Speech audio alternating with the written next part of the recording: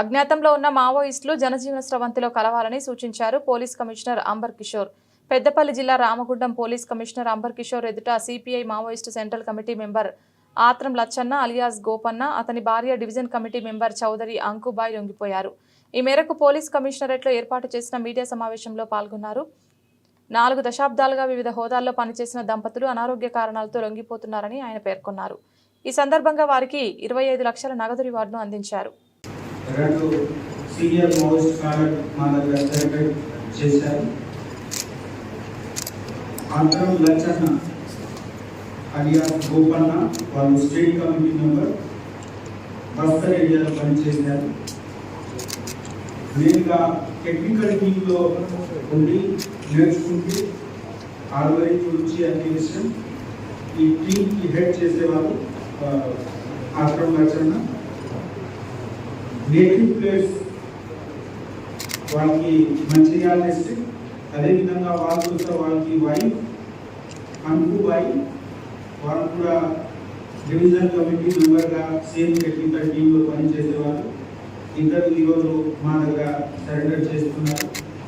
వాళ్ళకి మెయిన్ కారణం ఆరోగ్యం మంచి లేకుండా, తర్వాత ఒక విప్లవ విచారధారతో వ్యతిరేకత చాలా సార్లు ఉంది.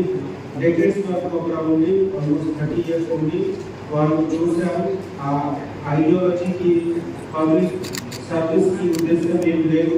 వాళ్ళు కూడా బాగా కష్టపడి ఒక స్ట్రగల్ చేసి బయట మన దగ్గర వచ్చారు. మనకు కూడా కంటిన్యూస్గా అందరికీ రిక్వెస్ట్ చేస్తున్నాము, లోపల ఉన్న యూజీ కాలంలో ఉన్న అందరి కోసం మా వైపు ప్రభుత్వం వైపు చాలా మంచి రీహాబిలిటేషన్ పాలసీ డెవలప్ చేయడం జరిగింది. మన దగ్గర సరెండర్ చేసిన వాళ్ళకి అన్ని విధంగా వాళ్ళకి సెటిల్ చేసుకోవడానికి మనము ప్రయత్నం చేస్తున్నాము. మన వైపు తర్వాత సివిల్ అడ్మినిస్ట్రేషన్ వైపు కూడా మనము ఎఫర్ట్ చేసి వాళ్ళకు అన్ని సౌకర్యం ప్రొవైడ్ చేసి ఒక స్మూత్ సివిల్ లైఫ్లో ఉండడానికి అన్ని సౌకర్యం మేము సరెండర్ చేసిన కాడకి ప్రొవైడ్ చేస్తాము. ఈరోజు సరెండర్ చేసిన కాడకి రివార్డ్ కూడా ఇప్పుడే మీకు హ్యాండ్ ఓవర్ చేయడం జరుగుతూ ఉంది. ఈ మాధ్యమంలో మేము అందరు యూజీ కాడకి రిక్వెస్ట్ చేస్తున్నాము, మీరు ఎవరెవరికి ఇక్కడ రెసిడెన్స్ ఉంటే సరెండర్ చేయండి. తప్పకుండా మీకు న్యాయం అవుతుంది. ప్రభుత్వం వైపు పోలీస్ వైపు మీకు అన్ని విధంగా మేము సహకారం చేస్తాము. Thank you.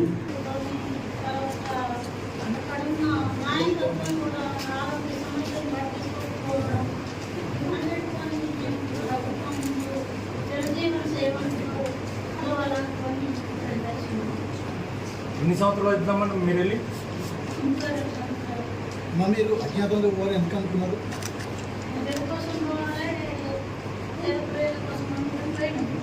బయట ఉండి పోరాటం చేయలేదా?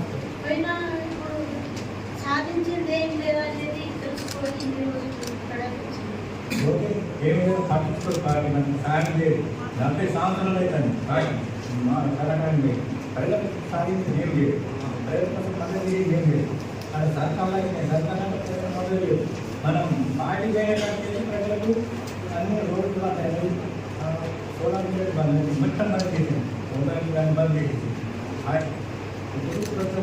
పార్టీ అధికార పార్టీతో వస్తాయి అక్కడ దళాల పార్టీ కమ్యూనిస్ట్ మావోవాదీ పార్టీ ఎంత కమ్యూనిస్ట్ ఏం చేసి కానీ ఎన్ని కాదు ఒక ఇన్కమ్